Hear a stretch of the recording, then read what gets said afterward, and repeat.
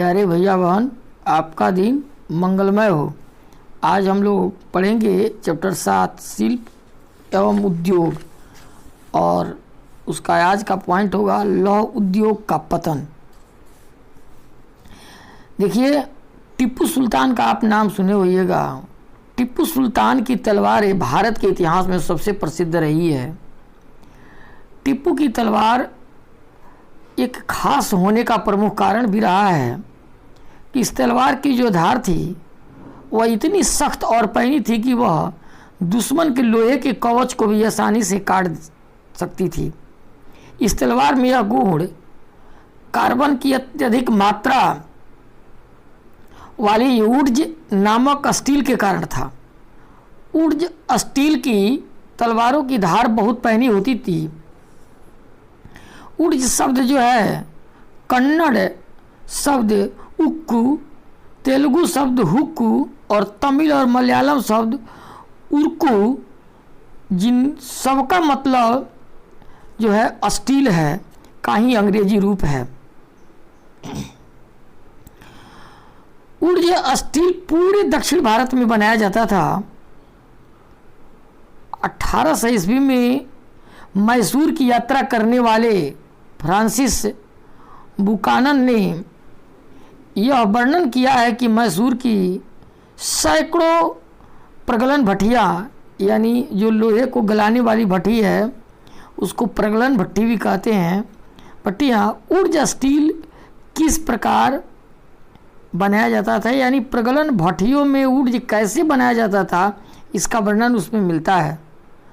प्रगालक इस्पात की सिलियाँ तैयार कर लेते थे और भारत के साथ साथ पश्चिम और मध्य एशिया में भी तलवार बनाने के लिए इसका इस्तेमाल किया जाता था।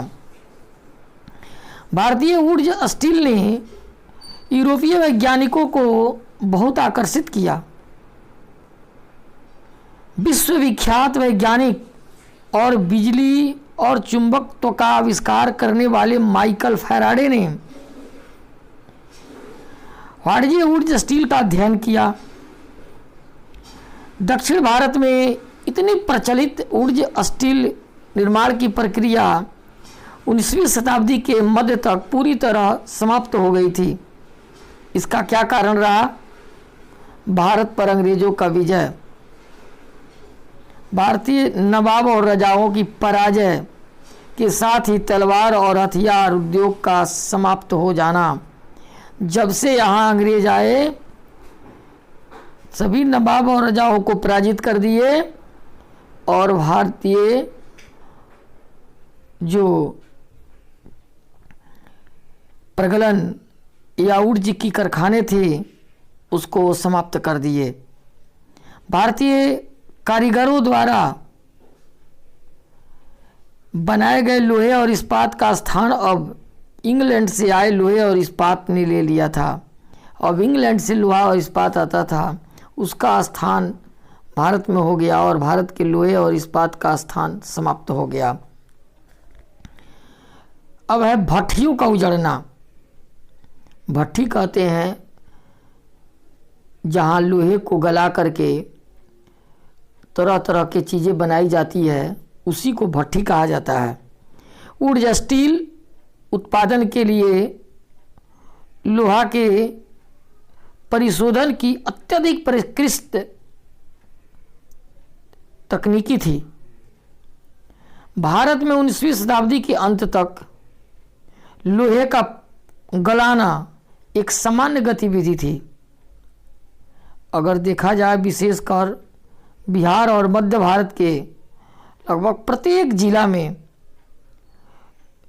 लोहा गलाने वाले जो कारीगर थे, जो लोहा बनाने के लिए स्थानीय लौह अयस्क का इस्तेमाल किया करते थे, इसी लोहे से रोज इस्तेमाल में आने वाले औजार और अन्य वस्तुएं बनाई जाती थी।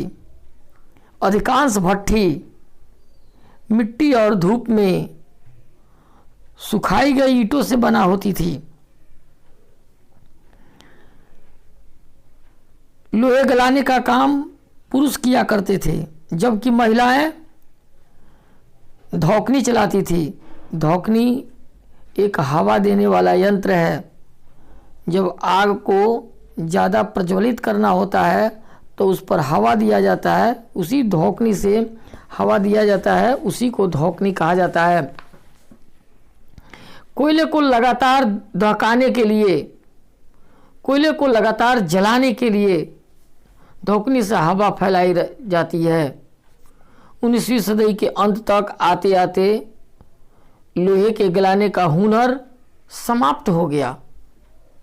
अधिकतर गांवों में भट्टियां ठंडी पड़ गई थी, बंद हो गई थी। लोहे के उत्पादन की मात्रा कम हो रही थी। इस गिरावट के कई कारण थे। पहला कारण जानिए, इसका पहला कारण नए वन कानून थे, जिसके विषय में आपने अध्याय 5 में ही पढ़ा होगा। औपनिवेशिक सरकार ने आरक्षित वनों में लोगों के प्रवेश पर प्रतिबंध लगा दिया, रोक लगा दिया। लोहा बनाने वाले को भट्टी के लिए लकड़ी मिलना कठिन हो गया। इसके अलावा वह लौह अयस्क भी कहाँ से लाते थे। वन कानून को अनदेखी करते हुए अक्सर चोरी छुपे जंगलों में जाकर लकड़ी इकट्ठा कर लेते थे। इस तरह से लंबे समय तक अपना कारोबार जारी रखना उनके लिए संभव नहीं था। अंत में वह विवश होकर सारे कारोबारियों ने यह पेशा छोड़ दिया और वे अपनी आजीविका के दूसरे साधन ढूंढ लिए।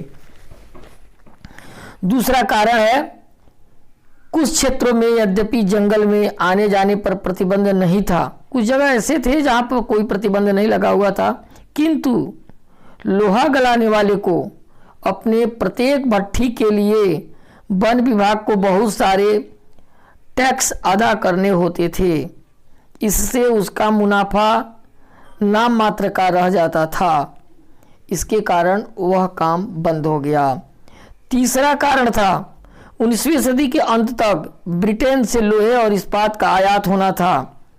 भारतीय लोहार घरेलू बर्तन और औजार आदि बनाने के लिए आयातित लोहे का इस्तेमाल करने लगे थे, जिसके परिणाम स्वरूप स्थानीय लोहा गलाने वाले के द्वारा बनाए गए लोहे की मांग कम होने लगी थी और इस प्रकार से धीरे धीरे लौह अयस्क का पतन हुआ और उसको बनाने वाले भट्टियों का भी पतन हो गया। तो आज के लिए इतना ही। धन्यवाद।